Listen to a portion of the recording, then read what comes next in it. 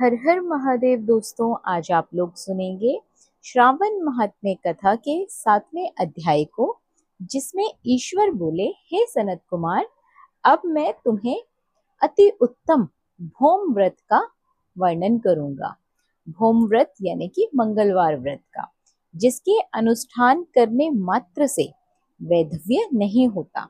विवाह होने के बाद 5 वर्षों तक ये व्रत करना चाहिए। इसका नाम मंगला गौरी व्रत है। यह व्रत पापों का नाश करने वाला है। विवाह के बाद प्रथम श्रावण शुक्ल पक्ष में पहले मंगलवार को ये व्रत शुरू करना चाहिए। केले के खंभों से सुशोभित एक पुष्प मंडल बनाना चाहिए और उसमें अनेक प्रकार के फलों तथा रेशमी वस्त्रों से उसे सजाना चाहिए। उस मंडप में अपने सामर्थ्य के अनुसार देवी की स्वर्णमयी और अन्य धातु की बनी प्रतिमा को स्थापित करना चाहिए। उस प्रतिमा को 16 उपचारों से, 16 दुर्वा दलों से, 16 प्रकार के चावलों से तथा 16 चने की दालों से मंगला गौरी नामक देवी की पूजा करनी चाहिए और 16 बत्तियों से 16 दीपक जलाने चाहिए। दही तथा भात का नैवेद्य भक्ति पूर्वक माता को अर्पित करना चाहिए। देवी के पास ही पत्थर का सिल तथा लोढ़ा स्थापित करना चाहिए। 5 वर्ष तक इस प्रकार से करने के बाद उद्यापन करना चाहिए, जिसकी विधि आप सुनिए। अपने सामर्थ्य के अनुसार एक पल प्रणाम स्वर्ण की अथवा उसके आधे प्रमाण की अथवा उसके भी आधे प्रमाण की मंगला गौरी की प्रतिमा निर्मित करानी चाहिए। अपनी शक्ति के अनुसार स्वर्ण आदि के बने तंडुलपुरित पात्र पर वस्त्र तथा रमणीय कंचों की ओढ़नी रखकर उन दोनों के ऊपर देवी की प्रतिमा को स्थापित करना चाहिए। पास में चांदी से निर्मित सिल तथा लोढ़ा रखकर माता को वायन प्रदान करना चाहिए। हे विप्र, इस विधि से व्रत करके 7 जन्मों तक सौभाग्य बना रहता है तथा पुत्र पौत्रादि के साथ संपदा विद्यमान रहती है। अंत में इसके बाद 16 स्वासिनियों को यत्नपूर्वक भोजन कराना चाहिए। सनत कुमार बोले, सर्वप्रथम इस व्रत को किसने किया तथा इसको करके क्या फल प्राप्त हुआ? हे शंभु, जिस प्रकार मुझे इसके प्रति निष्ठा हो जाए, कृपा करके वैसा आप बतलाइए। तब ईश्वर बोले, हे सनत कुमार, पूर्व काल में कुरु देश में श्रुत कीर्ति नामक एक विद्यमान कीर्तिशाली, शत्रुओं का नाश करने वाला, 64 कलाओं का ज्ञाता तथा धनुर्विद्या में कुशल राजा हुआ करता था। पुत्र के अतिरिक्त अन्य सभी शुभ चीजें उसके पास थी। अतः वह राजा संतान के विषय में अत्यंत चिंतित हुआ करता था। जब ध्यानपूर्वक देवी की आराधना करने लगा तथा उसकी कठोर तपस्या से देवी माँ प्रसन्न हुई, उससे यह वचन बोली, हे सुरवत, वर मांगो। श्रुतकीर्ति बोला, हे देवी, यदि आप मुझ पर प्रसन्न हैं तो मुझे सुंदर पुत्र दीजिए। हे देवी, आपकी कृपा से अन्य किसी भी वस्तु का अभाव मुझे नहीं है। उसका यह वचन सुनकर पवित्र मुस्कान वाली देवी ने कहा, हे राजन, तुमने अत्यंत दुर्लभ वर मांगा है, फिर भी कृपावश मैं तुम्हें ये अवश्य दूंगी। किंतु हे राजेंद्र, सुनिए, यदि परम गुणी पुत्र चाहते हो तो केवल 16 वर्ष तक ही जीवित रहेगा, और यदि रूप तथा विद्या से विहीन पुत्र चाहते हो तो वो दीर्घजीवी होगा। देवी का ये वचन सुनकर राजा बहुत चिंतित हो उठा और पुनः अपनी पत्नी से परामर्श कर उसने गुणवान तथा सभी शुभ लक्षणों से संपन्न 16 वर्ष की आयु वाला पुत्र मांगा। तब देवी ने भक्ति संपन्न राजा से कहा, हे नृपनंदन, मेरे मंदिर के द्वार पर आम का वृक्ष है। उसका एक फल लाकर मेरी आज्ञा से अपनी भार्या को उसे भक्षण करने हेतु प्रदान करो, जिससे वह शीघ्र ही गर्भ धारण करेगी, इसमें कोई संदेह नहीं है। प्रसन्न होकर राजा ने वैसा ही किया और उसकी पत्नी ने भी गर्भ धारण कर लिया। 10वें महीने में उसे देवतुल्य सुंदर पुत्र जन्म दिया। तब हर्ष तथा शोक से युक्त राजा ने बालक का जातकर्म आदि संस्कार किया तथा शिव का स्मरण करते हुए उसका नाम चिरायु रखा।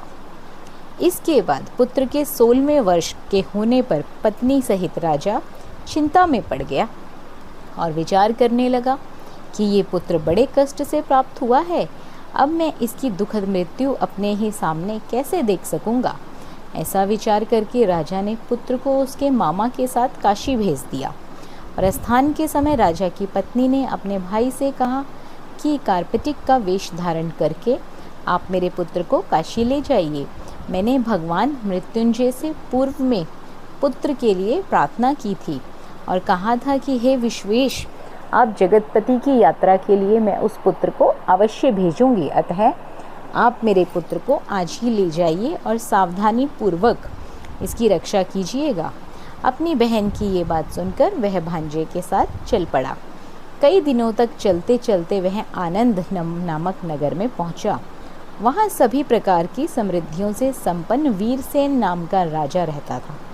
उस राजा की एक सर्वलक्षण संपन्न युवावस्था प्राप्त मनोहर तथा रूपलव्यमाण मंगला गौरी नामक कन्या थी।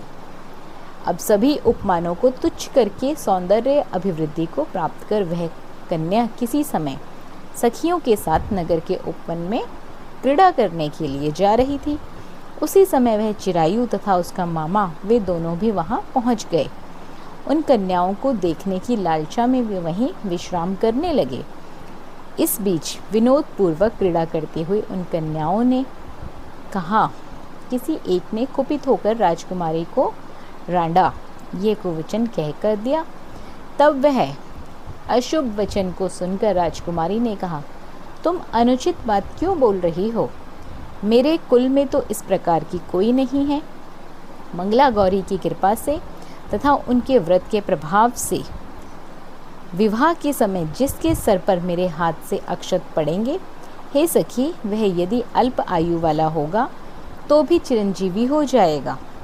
इसके बाद वह सभी कन्याएं अपने अपने घर चली गईं। उसी दिन राजकुमारी का विवाह था। भालेक देश के दृढ़धर्मा नाम का राजा सुकेतु नाम वाले पुत्र के साथ उसका विवाह निश्चित किया गया था। वह सुकेतु विद्याहीन, कुरूप तथा बहरा था। तब सुकेतु के साथ आए हुए उन लोगों ने विचार किया कि इस समय कोई दूसरा श्रेष्ठ वर ले जाना चाहिए और विवाह संपन्न हो जाने के बाद वहां सुकेतु पहुंच जाएगा।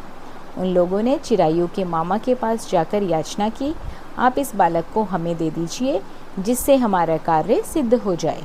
इस पृथ्वी पर परोपकार के समान दूसरा कोई धर्म नहीं। उनकी बात सुनकर चिरायु का मामा मन ही मन बहुत प्रसन्न हुआ, क्योंकि इसने उपवन में पहले ही कन्या मंगला गौरी की बात सुन ली थी। फिर भी उसने एक बार कहा कि आप लोग किस लिए मांग रहे हैं? कार्य की सिद्धि हेतु वस्त्र अलंकार आदि मांगे जाते हैं, वर तो नहीं कभी मांगा जाता। तथापि आप लोगों को सम्मान रखने के लिए मैं इसे दे रहा हूँ। इसके बाद चिरायु को वहाँ ले जाकर उन लोगों ने विवाह संपन्न कराया।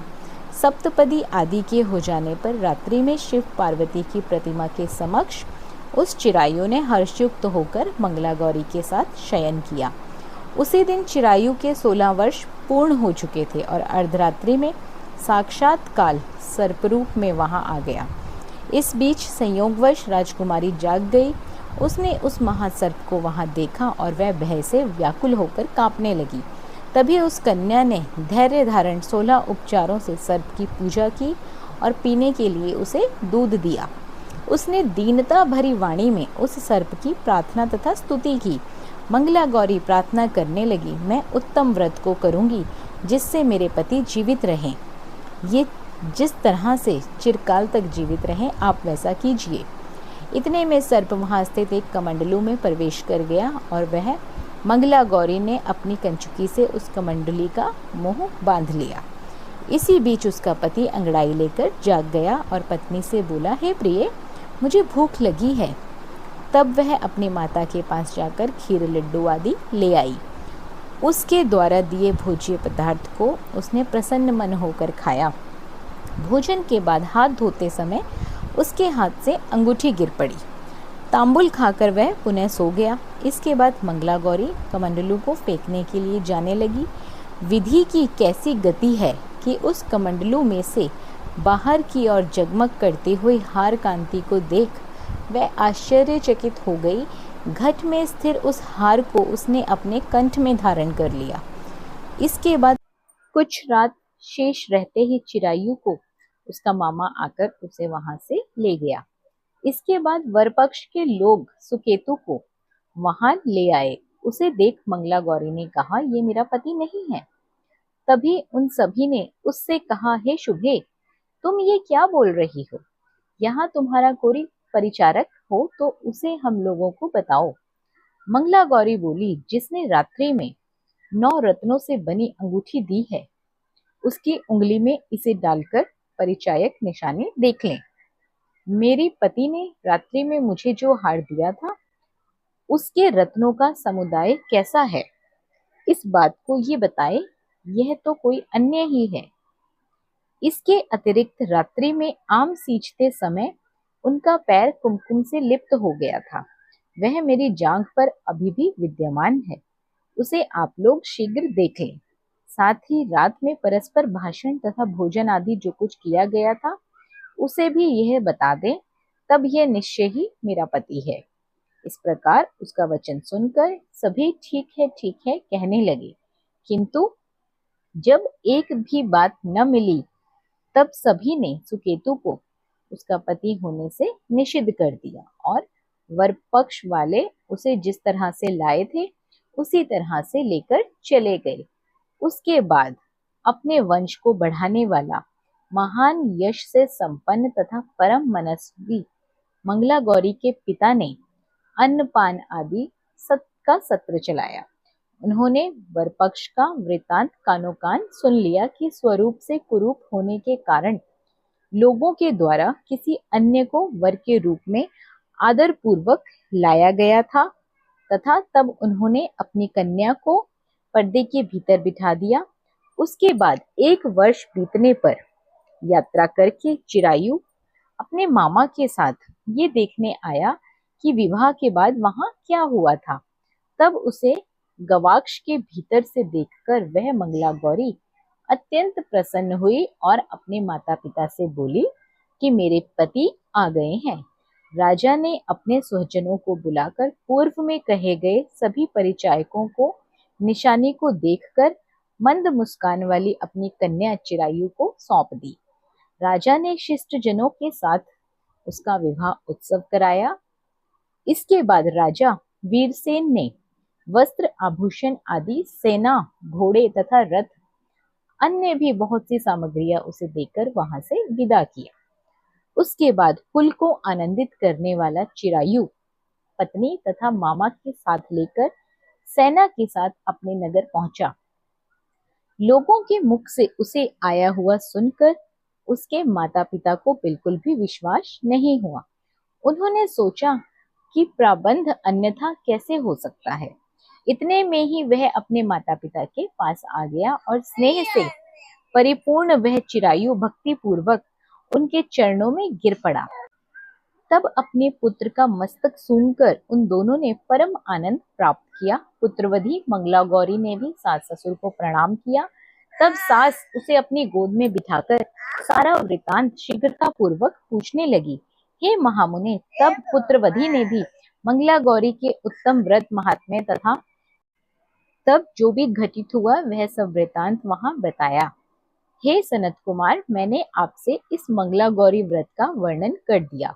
जो कोई भी इसका श्रवण करता है अथवा इसे कहता है, उसके सभी मनोरथ पूर्ण हो जाएं। इसमें कोई संदेह नहीं है। तब सूत जी बोले, हे ऋषियों, इस प्रकार शिवजी ने सनत कुमार को यह मंगला गौरी व्रत बताया और उन्होंने सभी कार्यों को पूर्ण करने वाले इस व्रत को सुनकर महान आनंद प्राप्त किया। इस प्रकार श्री स्कंद पुराण के अंतर्गत ईश्वर सनत कुमार का संवाद में श्रावण महात्म्य में मंगला गौरी व्रत कथन का 7वां अध्याय पूरा होता है। तो दोस्तों, आपको यह अध्याय पसंद आया हो तो कमेंट बॉक्स में हर हर महादेव लिखकर वीडियो को लाइक और शेयर करें। चैनल पर पहली बार आए हैं, इस तरह की कथाएं कहानियां आपको भी अच्छी लगती हैं तो चैनल को सब्सक्राइब करके बेल आइकन के बटन को जरूर दबा दें। बने रहें आपके अपने YouTube चैनल अंकित वास्तु ज्ञान में। धन्यवाद।